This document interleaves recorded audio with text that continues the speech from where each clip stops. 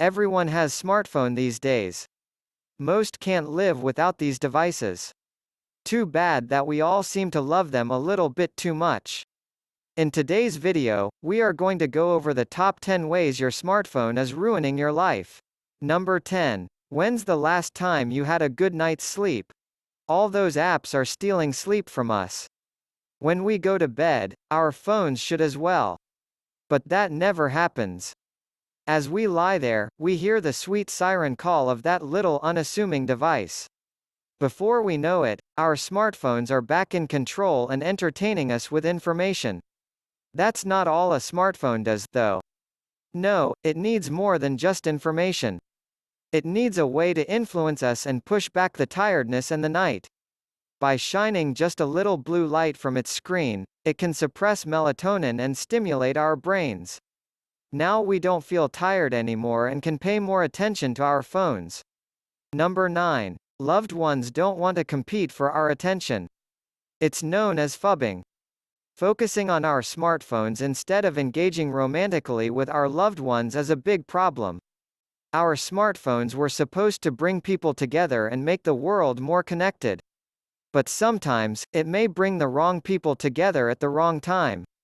While we are busy connecting to coworkers, friends on the other side of the world, or that unknown opponent we are currently crushing, we are distant from the people in the same room with us. When our loved ones want to connect with us but can't pull us away from our phones, they're not happy. If we cannot give the people in our relationships the time and attention they deserve, they are rightfully discontented. Everyone's relationship satisfaction suffers, and our loved ones will often feel jealous of our smartphones. If so, our relationships will not be strong.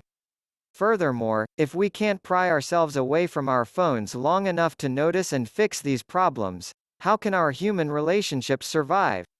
Before we know it, our relationships with our smartphones will be the only meaningful ones we have left. Number 8. We can't actually talk to someone these days. Long ago, people would interact with each other through face-to-face communication. With the intimacy and bonds produced by that type of social contact, people were able to connect with each other and build strong relationships. Over time, technology has become a middleman in our conversations, whether through emails, text messages, self-checkout machines, or social media. In so many situations, people don't directly communicate with each other anymore.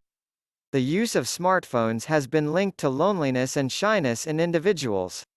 It's tough when you are lonely and crave interactions with others, yet you are too shy to actually go out and make those contacts. A study of 414 university students in China showed that the more lonely and shy a person was, the more likely he was to be addicted to his smartphone. Number 7. The Joneses aren't just the people on our street anymore. Ever been on social media? Ever seen all the beautiful, picture-perfect moments that people post?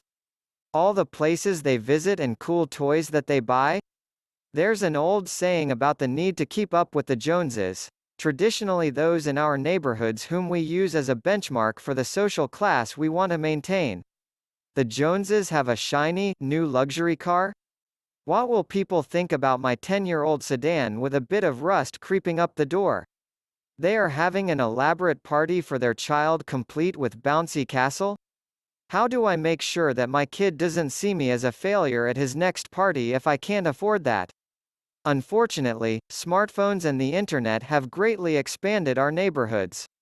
Instead of just looking at our neighbors every time we leave or come home, our smartphones are letting us peer into the lives of hundreds of friends, all around the world. Number 6. FOMO. Along with keeping up with the Joneses is FOMO, fear of missing out. This is when we see people doing or getting something new or exciting.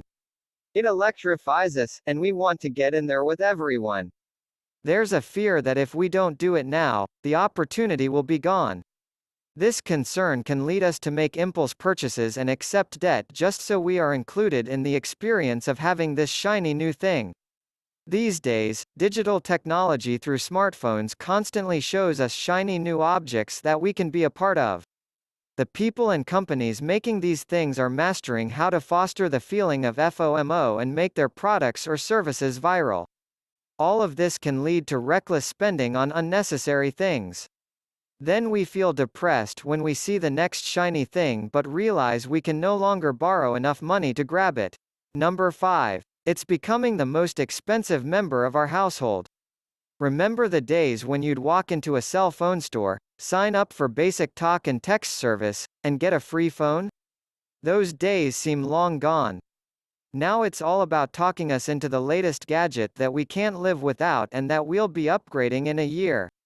Smartphones cost us so much money. On average, a smartphone in North America is $567, just for the phone. Don't forget that we need a nice case to protect the phone, insurance if the case fails us, chargers everywhere, and paid apps to make those phones even more useful.